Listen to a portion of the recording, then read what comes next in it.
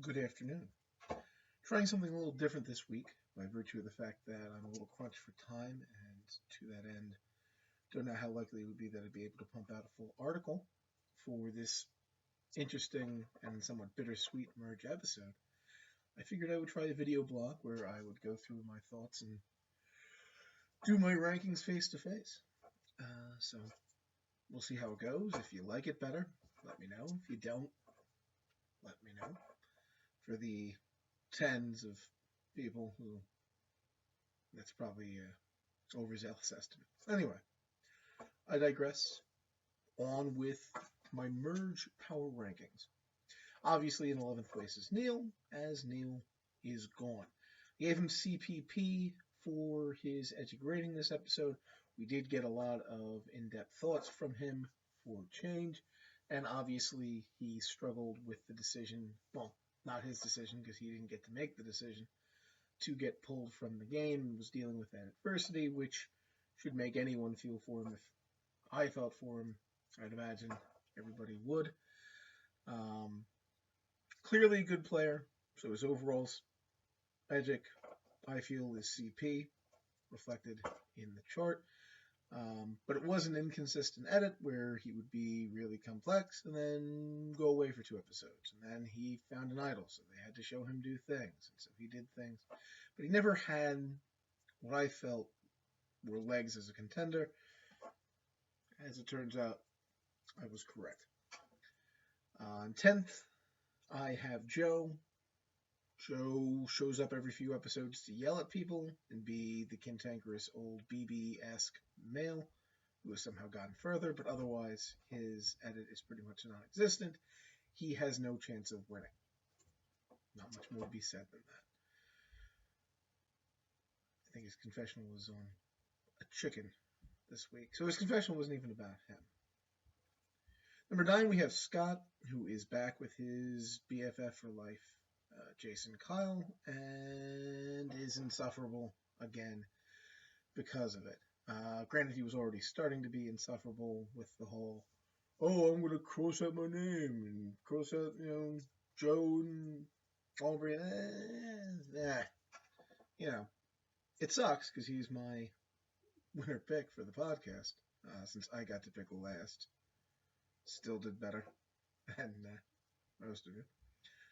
But basically, he's a mess. He's back clearly as a negative character, just kind of, assuming that everything's going to go fine to his plan, which is, of course, actually Jason's plan, and selling Ty under the bus to Nick about Ty having an idol, not shoring up Sydney with all of this, although that will come up more in a bit.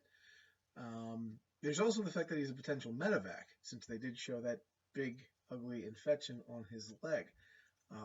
So that could be another way that his comeuppance comes, and that, he was so surefire that everything was going to be fine, and then his body failed him. All of these are to say that he's fucked. He is utterly fucked. He had a few good episodes when he was away from the Bronze, and, he's back to the bottom rung, so to speak. Number 8, I have Debbie. Unfortunately, I cannot dispute the end tone. I had up to this point. Every time she was negative, somebody said something positive about her that allowed me to soften that blow, but that did not happen this episode.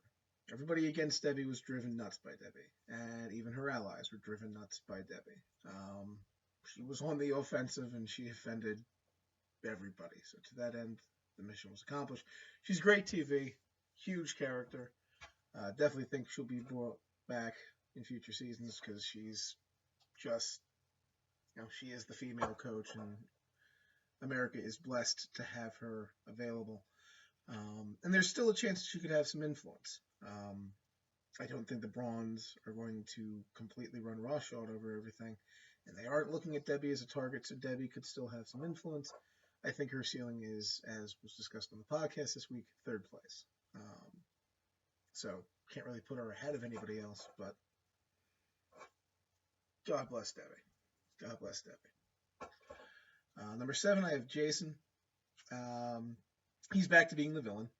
He, Dr. Peter took precedent over him for many episodes, particularly when there was nothing going on Jason's tribe. But he is back to being the overconfident douche that he had been before.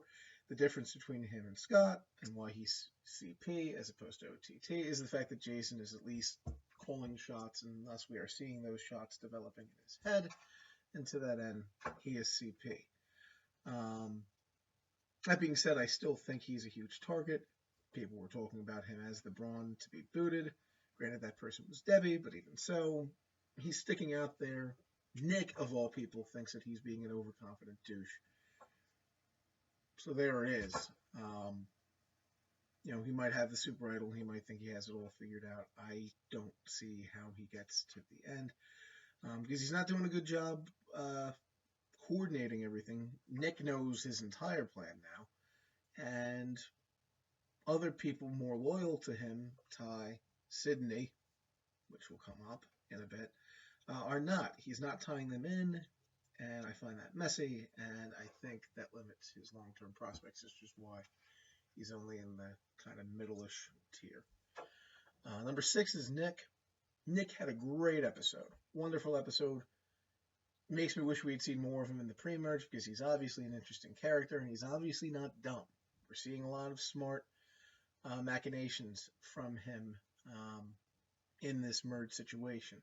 And he and Michelle are pretty much in control, or at least that's how he sees it. And he's got all of the information now, because Scott and Jason are dumb. So, definitely in a great position now. The fact that we didn't see much else in the pre-merge other than the fact that he was an arrogant douche makes me hesitant to boost him into the top echelon of contendership. He clearly knows what he would need to do, but does he have the emotional intelligence for people to be with him when the chips are down? I don't know that that's the case. His main link-up is Michelle, who has already gone on record of saying, I'll follow Nick for now, indicating that a later will come. And with the way this merge is shaping up, where loyalties could easily be fleeting, if he doesn't have a deep connection with people, if the one ship starts to sink and one of them goes, all bets are off with Nick. I would feel he's got a lot more bullets to dodge before I move him up too far. Great episode for him, though. Number 5 is Julia. She had a great previous episode, which boosted her back into my contender ranks for last week, because we finally saw her doing things, and she was very good at doing things. Then we get to the merge, and she is literally the only person without a confessional. We at least got Joe talking about chickens. We did not get that for Julia. Julia was there sitting with Jason, eating up his bullshit and, not smiling necessarily, which is a good move, most certainly. And that's why she's right on the fringe of contendership still, because in a season where a lot of people are playing badly, and we are still in that situation, being under the radar isn't terrible. But whereas other people who were under the radar in similar situations earlier have had great episodes since, she had one and then went right back to invisible when her name was not on the block. So to that end, it limits what I feel is her long-term potential. I am curious to see where her loyalty will end up being. Will she be sticking with Ty and Scott? Will she go back with Michelle? Intriguing. But not a contender. Intriguing. If that makes sense. So that leaves us with our top 4 contenders, the people who made the list for the week. We start off with Aubrey. Mind you, Aubrey has a shit ton of red flags. We've got medevac potential because they showed that big thing on her leg, and she pretty much acknowledged that sometimes you do die of dysentery. She was obviously very emotional this round, being super pissed off at Neil for not taking the idol, which is understandable, particularly in those brutal conditions where you're not necessarily thinking straight beyond why the fuck aren't you helping me. But it's clear that she's still thinking. The wheels are turning. She realizes what she needs to do now. She knows it's an individual game, and she's got to make the connections with people. And that's what she went to work on doing. And it was shown that both Nick and Michelle like her. They were skewing towards voting her out in this episode, but they do like her. So if things continue in a general negative tone for the Braun douchebags, it is entirely possible that she could reach some level of safety. Or she could be gone next week. That's why I only have her at number 4, because there's still a lot of red flags, volatility in the air with her. But she has the brains, to possibly get through it, I think. Number 3, we have Ty, who has, after his incredibly visible, incredibly positive, incredibly in-your-face, down-your-throat pre-merge edit, gotten a little bit quieter. He's obviously perceptive. He was smart enough to realize, this random alliance with Debbie created in the middle of camp might not be something to ship so much. So obviously he's got basic tenets of the game. He got a CP because we were able to see his insights. And even though they weren't that particularly deep, he's aligned with Scott. He's working with Scott. He, editly speaking, is in a decent spot in that he is not seen like a douchebag like those other two dudes. So if those two big brawny assholes carry him to the end, he is going to win in a huge landslide. And who knows, they might be dumb enough to do that. At least Scott would be. The fact that he's so close to them and their power is limited could potentially limit Ty. That's my big red flag for him. Nick and Michelle and probably even Julia realize that he's not flipping from that. And if that's the case, why do they have to be loyal to him? Why do they have to bring him along? So if that power gets obliterated, that could put Ty back towards the bottom. So to that end, he's only number 3 because, unlike the other two people that I'm about to discuss, there are still conditions to him doing really well. Which basically leaves us at our top 2.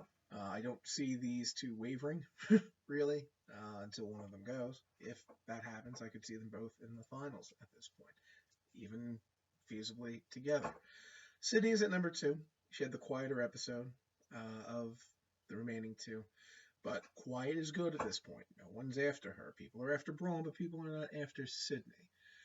She was also the one who was able to get her Jason monster after Neil, because she was the one, not Jason, who noticed the idol in Neil's pocket. So she is continuing that wise position of being Jason's eyes, reporting to him, and letting him run with it and letting him take the heat, which is perfect for Sydney. And she is also in a good position to shift. If things go against the Braun, she's got a good relationship with Debbie. She has discussed working with Debbie.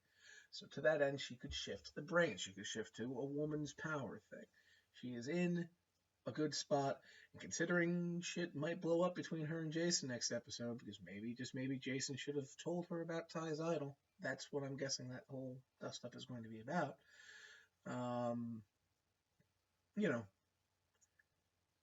The Braun boys need her much more than she needs them.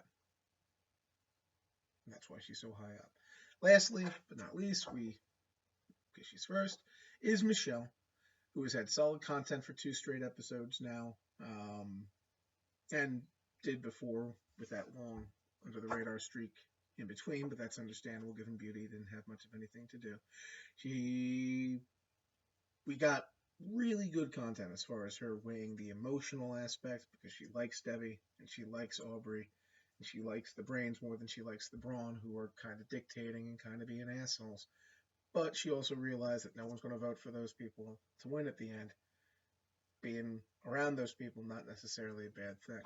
And again, she still has the option to go back to the other 2, plus Joe, if that's what it comes down to. The whole women power thing could work. She could probably pull Julie. She could probably pull Sydney if Sydney's pissed off at the Brauns. And then all of a sudden there's 6 votes there. And she's completely independent of Nick, which Nick doesn't realize. Based on that, I think Michelle is our front runner, without question. And with that, this has gone on for nearly 15 minutes. I don't know if my articles normally take that long to read. There's a lot of words, but till next week, y'all have yourselves a good day, and most importantly, a good evening.